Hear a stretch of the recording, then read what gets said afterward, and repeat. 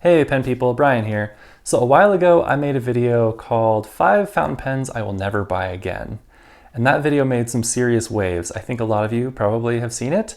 A lot of you agreed with me on those pens. A lot of you disagreed with me on those pens, and that's okay. But a few of you pointed out that I was taking a lot of popular options off the table without really offering any alternatives for things that I actually recommend. So today what I'm going to do is tell you my top 6 recommendations for fountain pens in the entry-level-ish price point. I wanted it to be a nice solid 5, but I just couldn't narrow it down that far because there are a lot of good pens in this price range. And 6 is still just a very small sampling of what's out there. So if there's a pen that I don't talk about, it might be a pen I haven't tried. So if there's a pen that you would recommend in a similar price point, let me know. I want to know what you recommend to people who are beginning with fountain pens. Okay, our first pen is also going to be the cheapest pen on this list. I'm going to start at the cheap end and go up to the most expensive. As of the making of this video, these pens go from anywhere between 10 and 15-ish all the way up to 45, 50-ish. So kind of a big range. And the first pen I'd recommend is the Pilot Kakuno, or Kakuno. This is a really interesting fountain pen because I think it was kind of made with kids in mind, and so it kind of feels a little bit like a toy, but a rugged toy. It's pretty durable. And it's got a nice nib on it too, really nice, with a little smiley face on it, which is kind of adorable. Mine has a little tongue sticking out. They change up the designs depending on the nib size, and I think they just came out with some new faces recently. Pilot's nibs are really exceptional, even on the low end. So they're great writers, and they're a cute little pen. Mine is not so cute anymore. I have put this thing through the ringer. In particular, I made a video about trying to eyedropper this pen, which, if you don't know what that means, it's basically filling up the body of the pen with ink rather than putting a cartridge or a cartridge converter into the pen like this. And to do that, I had to plug up these holes in the back of the pen. So it was very messy, and my pen did not come away unscathed. But that's okay, it was a fun video. But anyway, yours will look better than mine if you get one.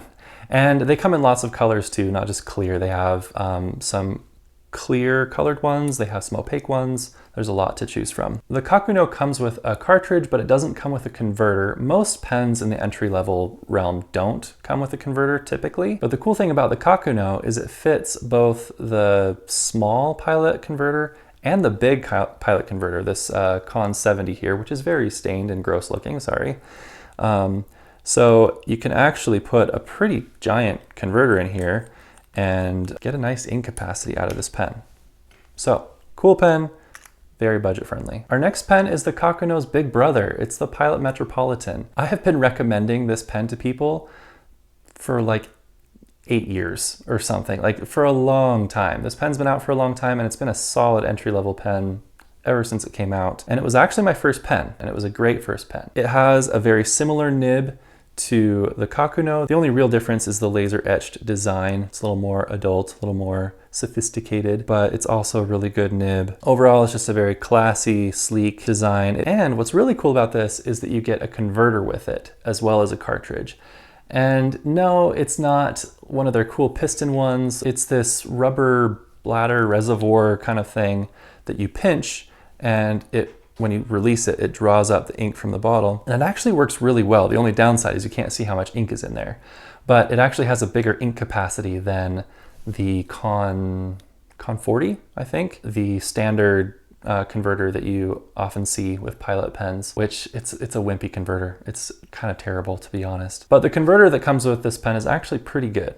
Okay, so you might be able to tell that the nib sections on this pen are a little gunked up and dirty looking. That's actually super glue I put on there. And that leads me to my one caveat with this pen.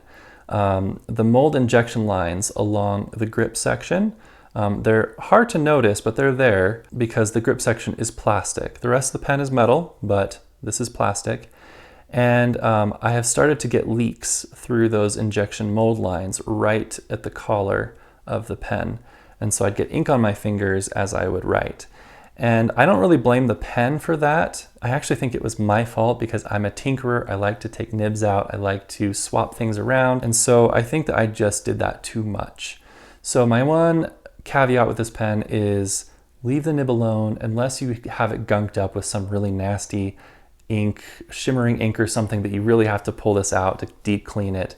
Otherwise, just leave it alone, and I think you'll get a ton of use out of this pen. I didn't have any problems for years with any of my Metropolitans. They were really reliable until they weren't, and again, I think it was kind of my fault.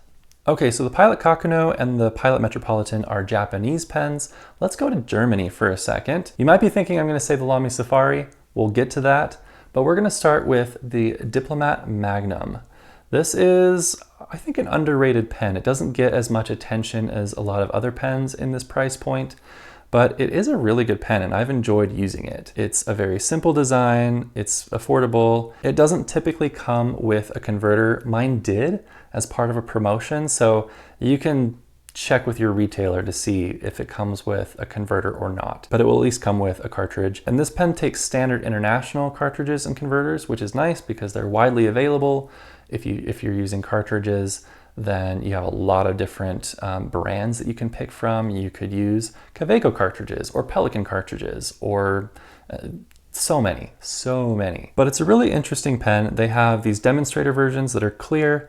They also have opaque versions. And one thing that's really, really unique about this pen, at least in this price point, is that the nib is actually kind of flexible. Some people getting into fountain pens, I think, expect that fountain pens are just flex pens, and that's not the case. These pens are not calligraphy pens. These are for everyday writing. But most of the pens I'm showing you today have really stiff nibs, and this one is a little softer, a little more forgiving. You can eke out a little line variation if you're careful, but overall it just changes the writing experience, and it almost makes it feel like you have a little bit of a suspension system as you're writing. So that's kind of neat. And it's the only pen that I know of in this price point that has that kind of a nib. All right, let's move on up to the Lamy Safari. This is a funny one because it was also on my list of pens I will never buy again. But to be more specific, it was only the extra fine nib on the Lamy Safari that I'm never buying again. I don't like the extra fine nibs. I have not had good luck with them. They've been scratchy and dry and just not pleasant or usable. I have a hunch that Lamy is getting better with their nibs. A lot of the fine nibs I've gotten recently have been excellent, like really, really nice. So I think they might be getting better, I don't know, but in general, I enjoy their fine nibs and their medium nibs. I have yet to try a broad, but I want to.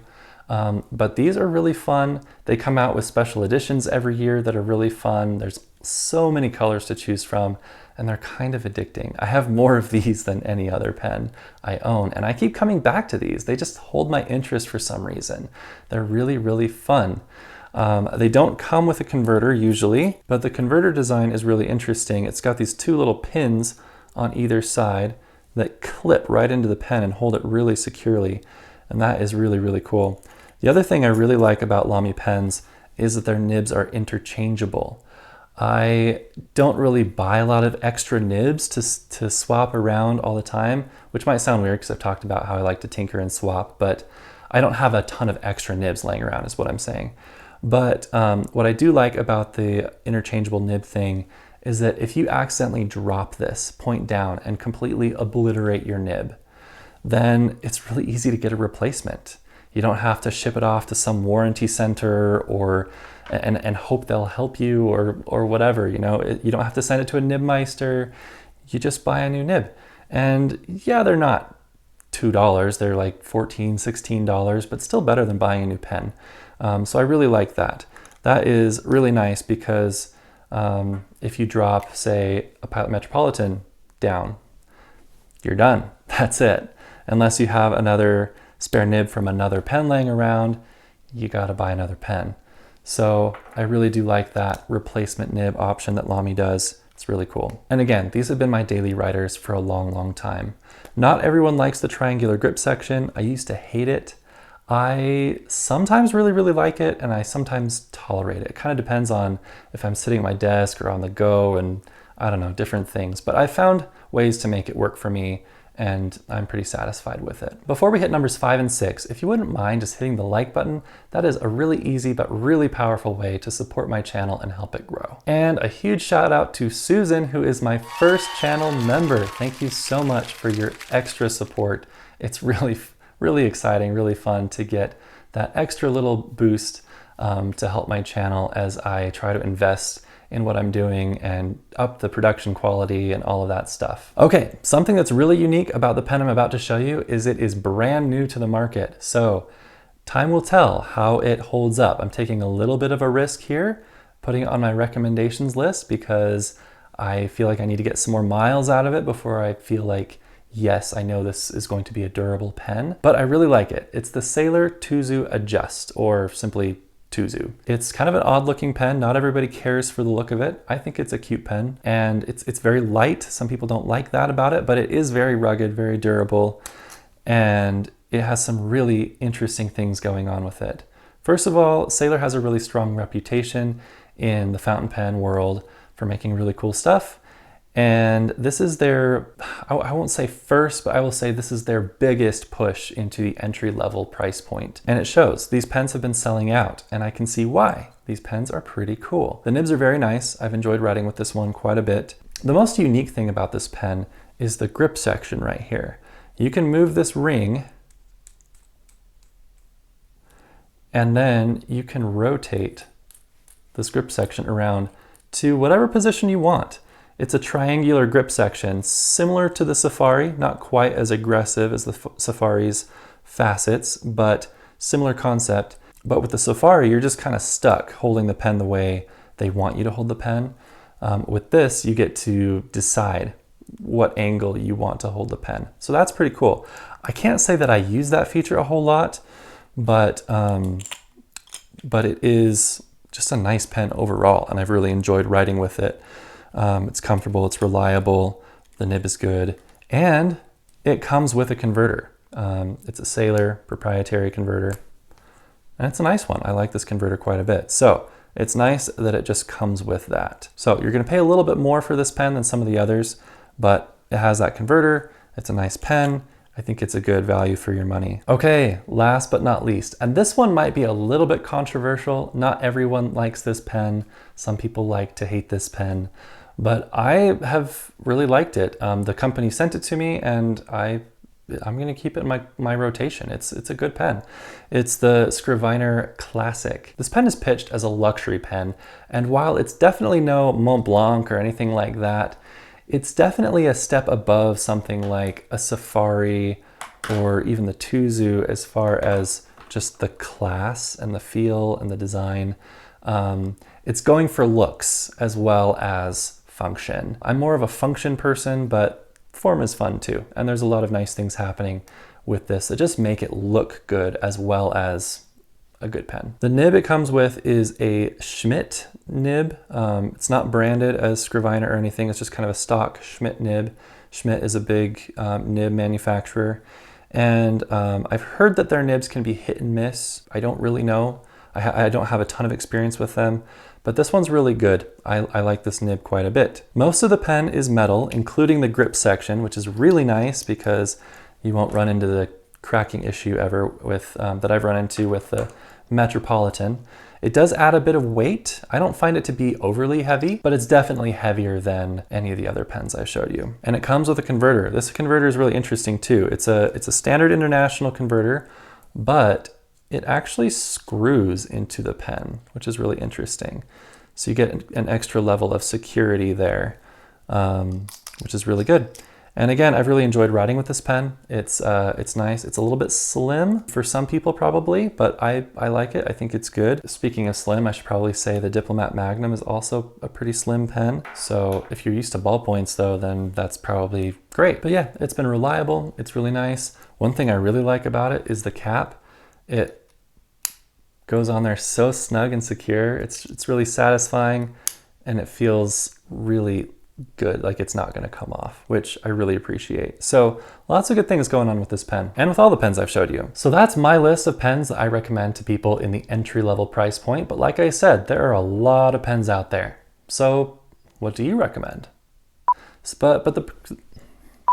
I have been recommending this people, but the converter that comes with this is actually really... Go away! Booyah.